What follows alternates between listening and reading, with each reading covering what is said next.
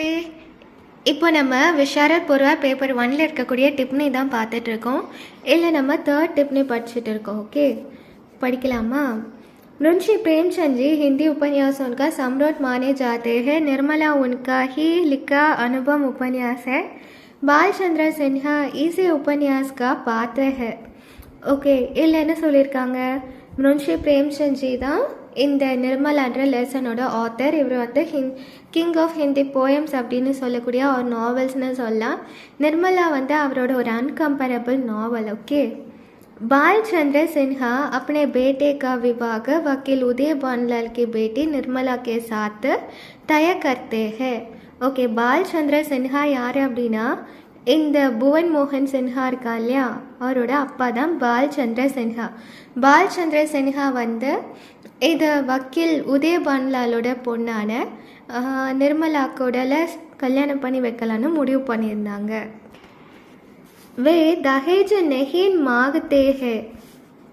वास्तव में यह उनकी सजनता नहीं है, मात्र डोंगा और चालकी है. वे डूब जानते हैं कि दहेज न मांगने पर वकील साहब ज़्यादा रकम देगा. उदय बनलाल की अकाल मृत्यु हो जाती है. इस संदर्भ में दहेज न मिल सकती है, इसलिए बालचंद्र सिन्हा विवाह को रोक देते हैं. पुरोहित मोटेराम कल्याणी का पत्र ले देते हैं.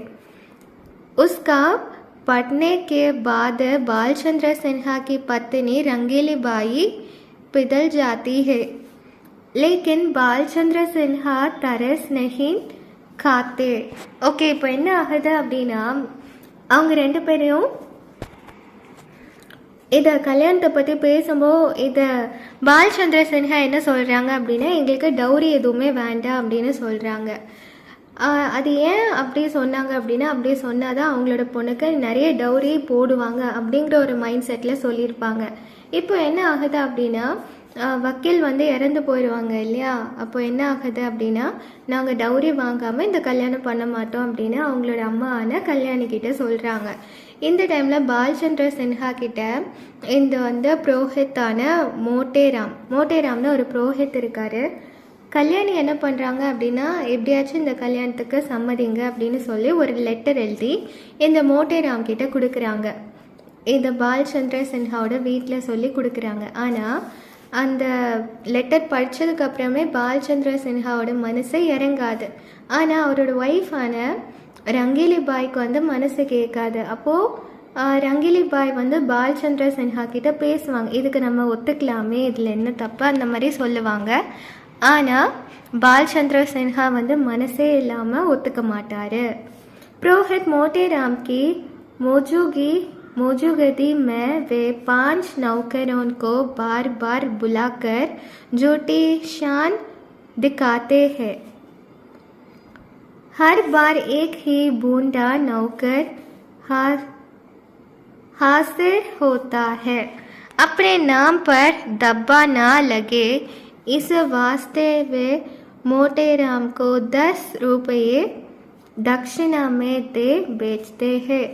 6 साल बाद जब डॉक्टर सिन्हा भुवन मोहन सिन्हा अपनी छोटी भाई का विवाह दहेज लिए बिना तय करते को कहते हैं, तब बालचंद्र सिन्हा मान लेते हैं. इस तरह 6 साल पहले उन्होंने जो गलती की उसका प्रायश्चित कर लेते हैं. इस तरह बालचंद्र सिन्हा का पात्र चित्रण यस्ताप भव हुआ है. के இதில் என்ன ஆகுது அப்படின்னா, மோட்டேராம் எவ்வளோதான் பேசினாலுமே அவரை பேசி பார்த்துமே ஒன்றுமே நடக்கலை. அப்புறம் என்ன ஆகுது அப்படின்னா, 6 வருஷம் கழித்து சுதா மூலமாக இதை புவன் மோகன் சின்ஹாலோட தம்பிக்கும் நிர்மலாவோட தங்கச்சி கிருஷ்ணாக்கும் கல்யாணம் பண்ணி வைக்கணும்னு நினைக்கிறாங்க. அதில் அவங்க வந்து எந்த ஒரு டௌரியுமே வாங்காமல் கல்யாணம் பண்ணியிருப்பாங்க.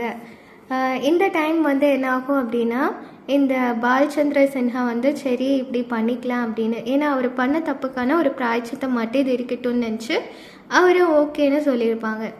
இதுலேருந்து என்ன சொல்கிறாங்க அப்படின்னா, பால்சந்திர சின்ஹா கேரக்டர் மாதிரி லைஃப்பில் யாருமே இருக்கவே கூடாது அப்படின்னு சொல்கிறாங்க. இந்த அளவுக்கு நம்ம கல் மனசோடு இருக்கக்கூடாது. அதை பாயிண்ட் பண்ணி தான் இந்த சரித்திர சித்திரனும் ஒரு இம்பார்ட்டண்ட்டான ஒரு கதாபாத்திரம் நம்மளுக்கு ஒரு எக்ஸாம்பிள் ஆட்ட இருக்குது. லைஃப்பில் யாரை நம்ம பார்த்தாலும் நம்மளுக்கு ஒரு எக்ஸாம்பிளாக தான் இருக்கும். அதே மாதிரி தான் இந்த பால்சந்திர சின்ஹாவும் ஒரு எக்ஸாம்பிள் ஆட்டு இருக்குது. ஓகே, இதோட மீனிங்ஸ் எல்லாமே மேலே நோட் பண்ணி படிங்க, அப்போ ரொம்பவே ஈஸியாகிட்டு இருக்கும். ஓகே, இப்போ நம்ம 3rd டிப்னே கம்ப்ளீட் பண்ணியாச்சு. தன்யவாத்.